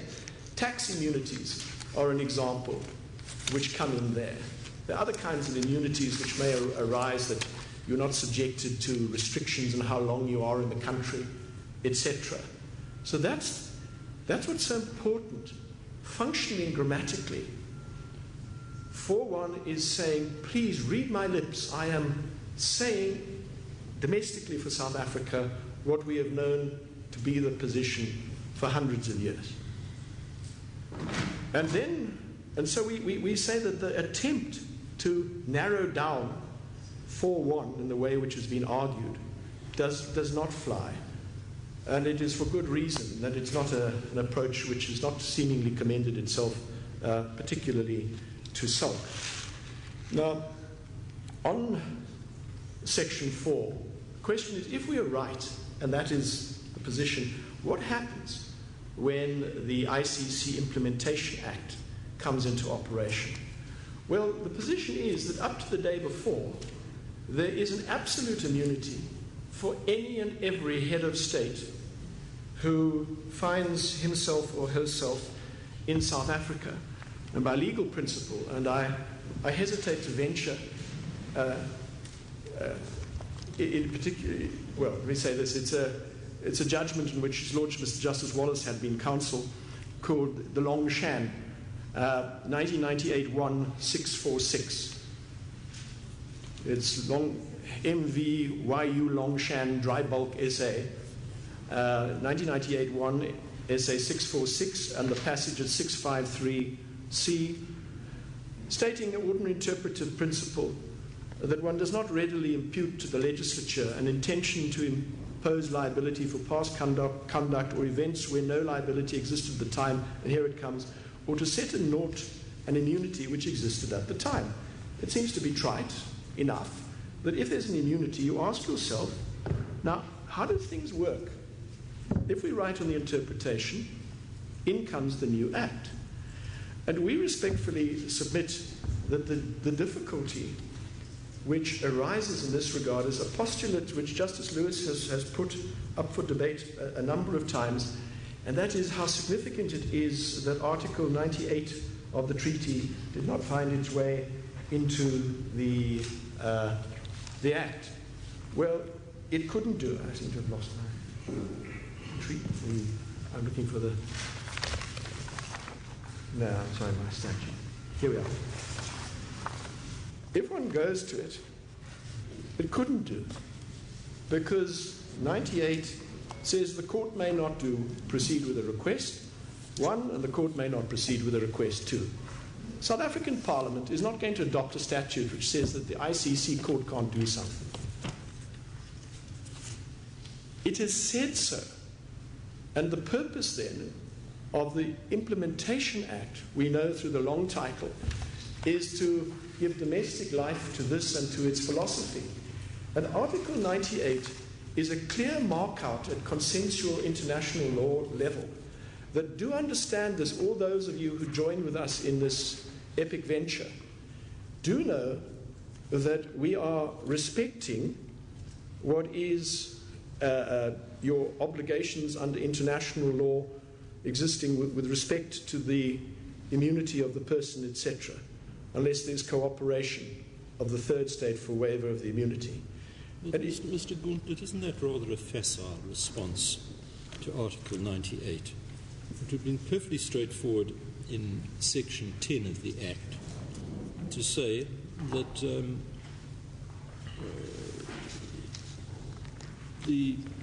no order would be made under Section 10.5 where that would require South Africa to act inconsistently with its obligations under international law, or words to that effect, following, just tracking 98 without purporting to impose any obligation on the court. If that was what it said. The complaint on the other side is that actually what is said is different, and that's what's in 10.9. No, with respect, the scene then is set. We say that at the conventional level, this is the contemplation. This is the statute which then puts that into domestic effect. I've given a functional reason, facile or otherwise, why the South African Parliament would not replicate it in the same way as it replicates 27. But what's important then is what 10.9 is doing, because we respectfully submit that where our learned friends go wrong is where they say that there is this procedure which runs up to it from 8 through to 10. We remain, with respect, adamant in the submission that the proceeding for a competent court after arrest for purposes of surrender is exactly that which is written in the criminal or civil, doesn't matter which jurisdiction of that court. More particularly, it says the magistrate with the jurisdiction of the area, etc. Our learned friend Mr. Trengrove said, but all you'd had to do is the magistrate does this easy little inquiry. It could have been done administratively, picking up on a point which had been put. Perhaps, but it isn't. It's been put into jurisdiction. It's been put into the single court structure created by the Constitution. And furthermore, when it is said that the magistrate is just, as it were, stamping effectively, it's not so. Our learned friend submitted that the magistrate has no discretion to exercise. I think it was a proposition put to him from the bench.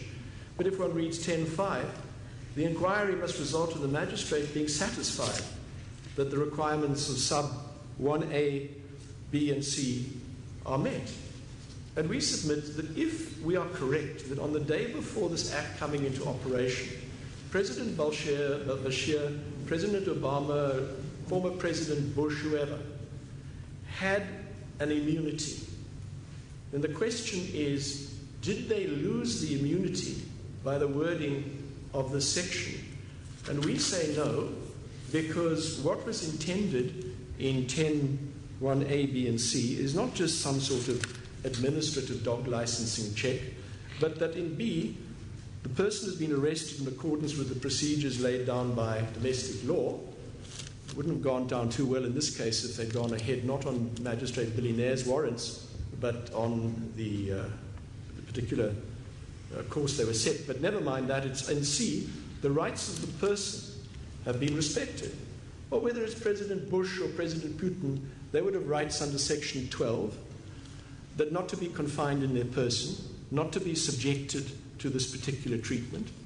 And the question is, the magistrate would have to enter into that inquiry. The magistrate would look at this and say, am I satisfied that this is being carried out in compliance with that? And we say, the magistrate would have to say, the immunity existed yesterday. Has it gone today by operation of what I have? What of the HSF's argument that the obligation to arrest and detain people charged with crimes against humanity exists by virtue of various constitutional provisions, and the Rome Statute simply reinforces that? Yes. So it's not a question of immunity being taken away from President Bush in 2002, but immunity being taken away in 1996 or maybe even 1993. Well, what HSF has done in that regard is to move away from any contention that it is offending my vote counts and the question of subsidiarity. When you've got two statutes in place, as we're looking at it, competing over the space that we're talking about. And they say, no, we're not saying that anything is directly sourced in the Constitution. Well, we invite you to look at their papers and their heads of argument to see what they did say.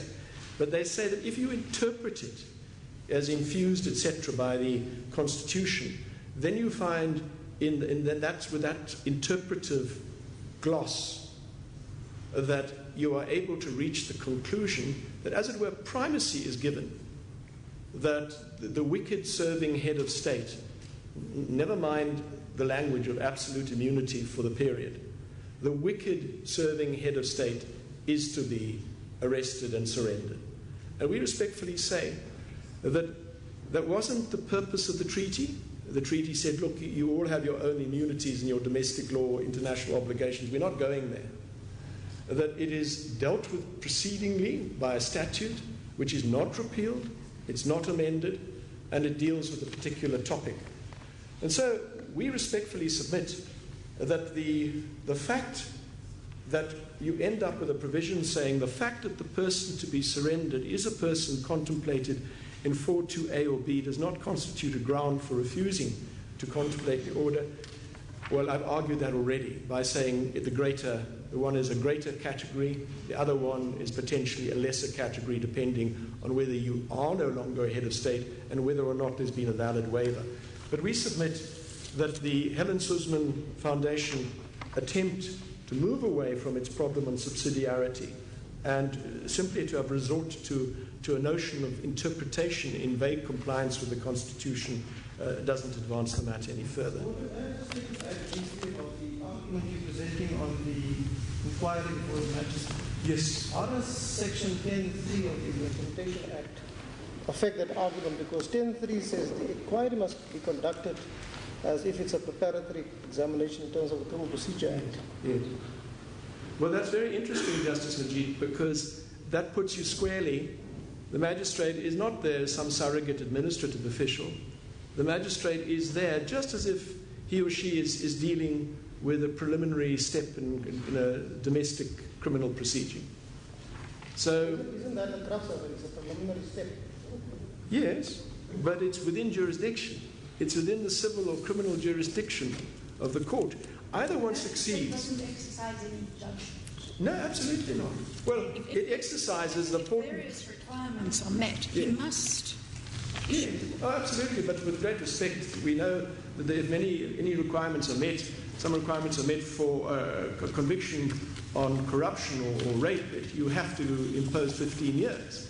So, with great respect, that won't come into it. The critical thing is here is that there is a proceeding. Where is the proceeding? It's in a court. It's conducted by a magistrate. It has an important consequence which may not be imposition of a judgment or a sentence, but it results in the surrender of the person to another country. Is that anything outside 4.1 of the Immunities Act? We say no. But that I have argued. May I then sweep up on some important residual points, going to the argument of... Sorry, Mr. Yes, Montfort, if I can just bring you back for a last time to 10.9. The magistrate conducts the inquiry, and he comes to the conclusion, I've got 2 warrants here, and they apply to President al-Bashir. This is President al-Bashir.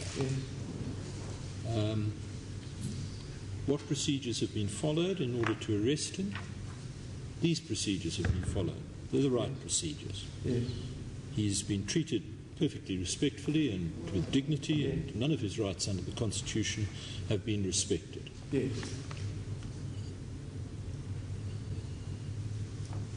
Well then, have not been respected. Yes. Then surely under 10.9, when you raise immunity, you're in the very situation it deals with. The fact that the person to be surrendered is a person of this type does not constitute a ground. You as counsel stand up and say, yes, he is al-Bashir, yes, he has been arrested in this fashion, yes, his rights have been respected, but nonetheless, he should not be surrendered. I think the point of difference, Justice Wallace, is I wouldn't give the last answer. I would reluctantly acknowledge the identity and 1 or 2 other factors, as you mentioned, but I would not say that his rights in those circumstances for the meaning of 10.1c have been respected if what he enjoyed was a right to continued liberty and to continue to exercise the offices, etc., that he has pursuant to Section 12 and not be confined in his person. This is the difficulty. The difficulty is there is this problem of the court reconciling what was intended when there is the absolutist statement, not forever, as there's a sort of subtext of you giving impunity to everybody, but just say, well, the person's running badly or otherwise, he's running the country. He cannot be touched, or she cannot be touched.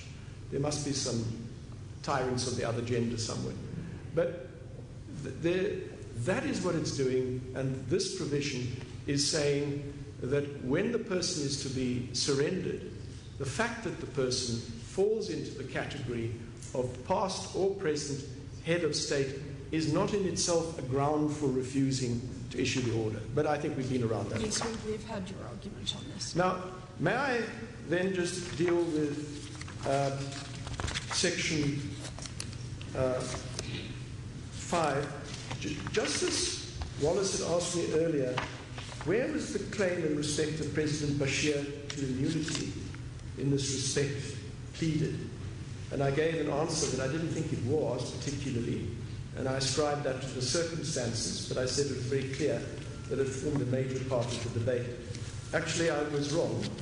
one finds it reasonably well specified at pages 56 to 57 in paragraphs 3.16 and 3.17, and again in that supplementary affidavit at paragraph, page 105, paragraph 3.2.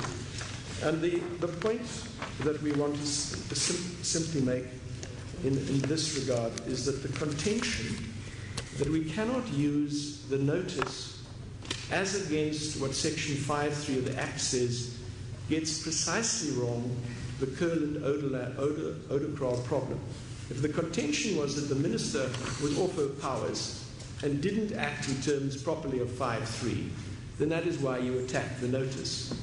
The notice is not, as our learned friend Mr. Unterhalter put it, subordinate. You can't use subordinate legislation in that way. This was a ministerial notice which stood and had an effect until such time as it was set aside. And we say that it is quite clear, and there's been a debate between members of the court and our learned friends, and you've heard us on the point, it's quite clear, we respectfully submit, that in the context, a delegate could only mean people up to the head of state. One of the members of the court said, well, why doesn't it say head of state? I thought we'd try to answer that earlier and saying, because the head of state may not go, may send the deputy minister for defense or the minister of foreign affairs. The point about it is that you're a delegate. The OAU did not consist of an incestuous gathering of functionaries. It was to facilitate the meeting of the heads of state. They're sent there by their country, and any other interpretation we would say is artificial. Moving on then to the question of what you've heard regarding customary in international law. I owe Justice Majid a better answer in relation to what's called Pinochet 3. In relation to Pinochet 3, the critical aspect is this. The court will remember that Senator Pinochet was caught in a clinic in London on a Spanish warrant years after he'd left office. The issue was whether or not there was jurisdiction ratione materiae. And I know Justice Majid drew my attention to it. There is the reference in one passage to ratione personae. But what Justice Phillips was dealing with, Lord Phillips was dealing with there, was the claim that Senator Pinochet, when he was head of state, he was head of state, and you can't touch him. And as we all know, the head of the House of Lords said, no. We're not going to recognize a ratione materiae, a functionality immunity, if you as head of state mosey off to the torture chambers in the course of your duties. It's got nothing to do with being a decent head of state. That's how essentially it was approached. But the passage you will find, and it's in the bundle, it's our bundle, volume 2 of authorities, page 175. There is one passage which refers to immunities ratione personae, and it says, where states by convention agree that their national court shall have jurisdiction on a universal basis, etc., such agreement cannot implicitly remove immunities ratione personae that exist under international law. Such immunities can only be removed by express agreement or waiver, and then it goes on to deal with the Genocide Convention. But this is in the context of dealing precisely with the fact that as regards jurisdiction ratione materiae, there is no immunity which can operate in relation to genocide. As is stated in the following paragraph, you will see it's exactly the point he goes on to make. And one can only think, if one looks at that context, because he goes on to deal in the next paragraph, ratione materiae, and as I've carefully read it, I count 7 in the next 3 paragraphs, references to materiae, only the one to persona. It would seem that there is some kind of error in that what he's talking about in relation to the convention itself must have been materiae, and it wasn't dealing with persona. That was and is our reading of the matter. I must say, I haven't checked the official reports. This is the All England reports. I don't know the official reports are any better or any different in that regard. Speaking of myself, it will be a startling error to make. I'm sorry? I must say it will be a startling error to make Because of the way he reasons it. No, with great respect, we would suggest the contrary. Because of the way he reasons it, he can only mean materiae. And every other reference he makes in 3 pages is materiae, and he was only dealing with materiae. There was no question with Senator Pinochet, ratione personae. He was off the bench in the governmental sense. He was a sitting duck on a personae basis. The question was materiae. And that was the important thing in the case from beginning to end. It just wasn't a debate. Might I just say on the same point, our learned friends, the heads of argument for SALT, went into territory, and Justice Wallace was picking up on 1 or 2 aspects there about the position of Charles Taylor and others. With respect, Charles Taylor was out of office for 3 years. The other persons listed in the SALT heads of argument are beyond what they have in their papers that seem to have been picked up on the internet. One, Ms. Godvima, was a retired lieutenant. Another one, Jean-Paul Bemba, is a former vice president of the Congo. And there were a whole bunch of people like Mladik and others who were militia commanders. With great respect, this kind of anecdotal argument gets us nowhere. It doesn't go to proving any abnegation of the rule regarding jurisdiction, ratione personae. So, to conclude on this, the important challenge which is put out to our learned friend is one which was raised to a degree by Justice Wallace. The question is, if we are right, and if Professor Dugard is right, that the correct description, well, Professor Dugard may get more than us because we stay with O'Keefe, but that the law is poised to change. What does it tell you what a court has to conclude with great respect for the moment? It is that international customary law isn't there, and it's not saying that we are reified in 2002. What it is doing is saying that international customary law is established, as Justice Wallace was testing, by state practice. And it's not enough to say that state practice is evinced by the fact that over half of the countries in the world have signed up to the Rome Statute. It's not state practice when we live in a world where a major power, China, is receiving President Bashir as it has done, when there are indications elsewhere that others, up to, I think it must be about 40% of countries in the world have not gone near the Rome Statute. So with great respect, it just doesn't get you there. Our learned friends for SALT should stay with the Dugard submission, poised to be, which we say means it's not there yet. And we have handed up to you what Professor O'Keefe calls the prophylactic reality dose in that regard. Lastly, in that respect, Professor Fox's article, which was handed to you, we would draw your attention to what she says in the clearest language at the foot of page 555 regarding the statutes of the various tribunals. Only provide that the official capacity of the defendant is not a defense before those bodies, and it's the same words as we have, shall not relieve such person of criminal responsibility nor mitigate punishment. This is not the same as removing immunity.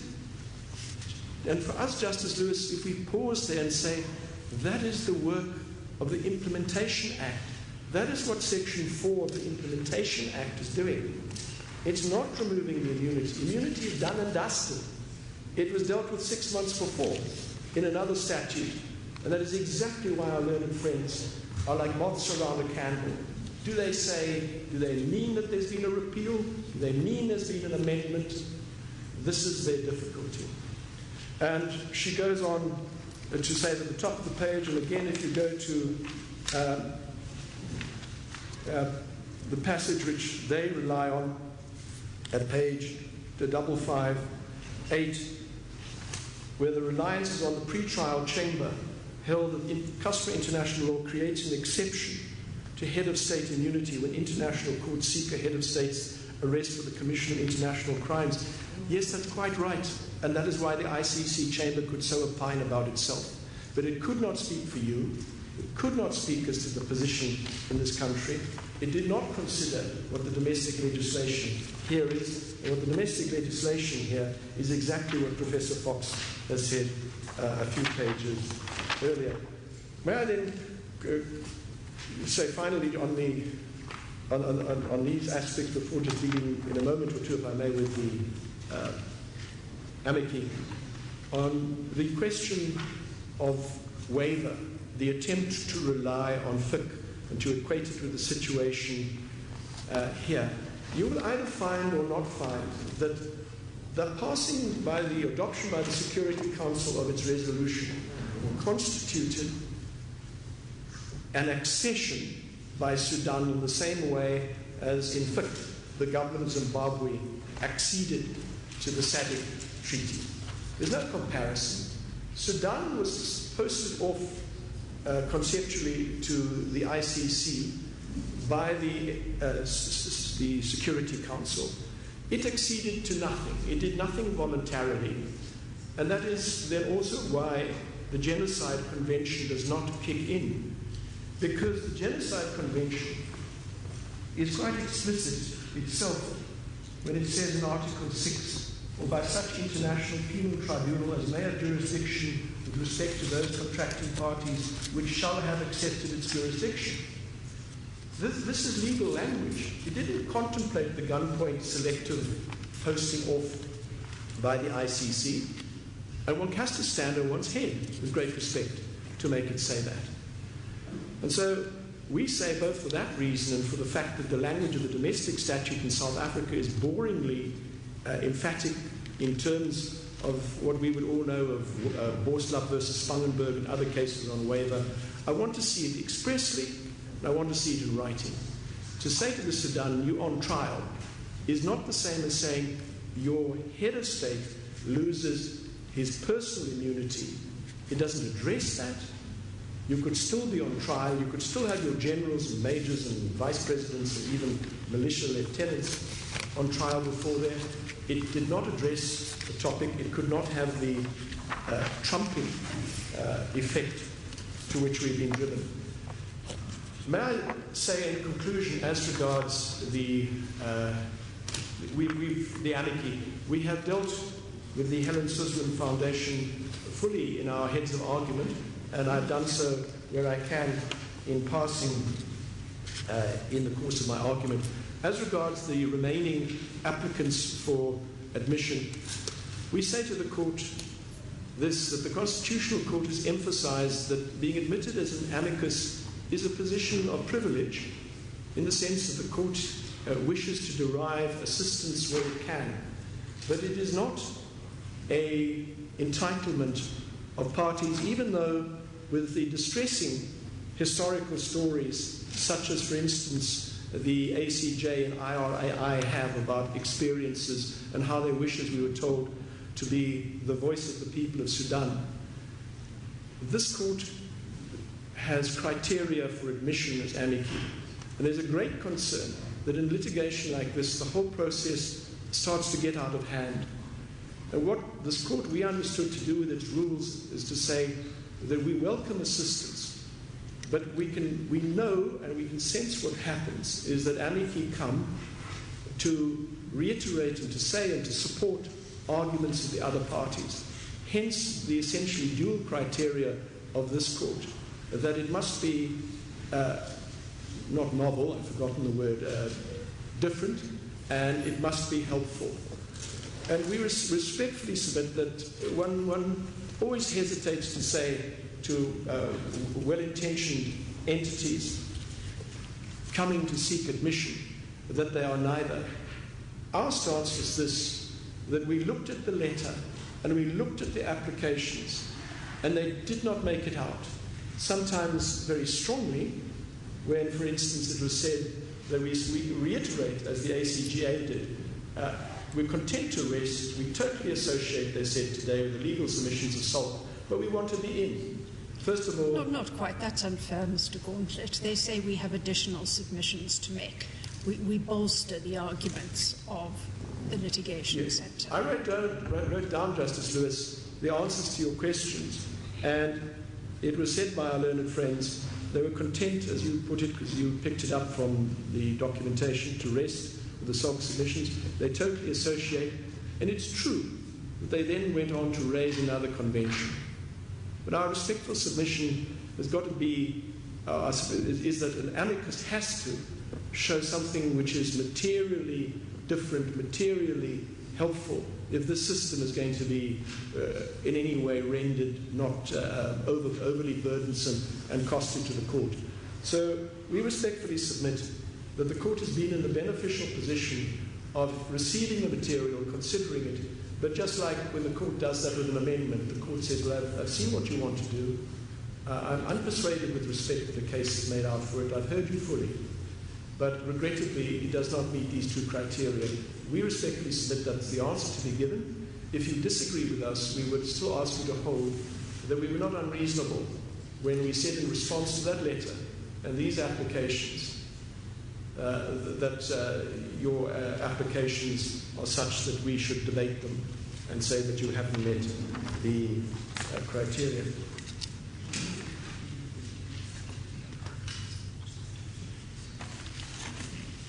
Yes, one last point is just that, going back for a moment, if I may, to the international, customary international law, I would just ask you to consider what the DRC judgment actually held, because we heard a rather different thing in argument, we thought, on behalf of SALT. In the authorities bundle for SALT at page 23, where it is said, we thought in the most lapidary terms, at the outset, the Chamber wishes to make clear that it is not disputed that under international law, a sitting head of state enjoys personal immunities from criminal jurisdiction and inviolability, which is the correct word, inviolability before national courts of foreign states, even when suspected of having committed one or more of the crimes that fall within the jurisdiction of the court. We respectfully submit that is why it's necessary for Professor Dugard and others to look optimistically to the future and to talk about being poised for change. If I didn't say before, Justice Lewis, we respectfully submit that wherever any cost order goes, as head-breaking a matter as this may be, according to the standards of this court, we would submit it's a matter for the costs of two counsel. Those are our submissions, and we are indebted to the court for its fortitude in this sitting. Yes, thank you, Mr. Gauntlet. The court will take time to consider both the application for leave to appeal, and if it is minded to grant it, it will give judgment on the merits. It will also take time to consider the applications for leave to intervene as amici that have not already been granted, and judgment will be handed down in that respect at the same time. Court adjourns.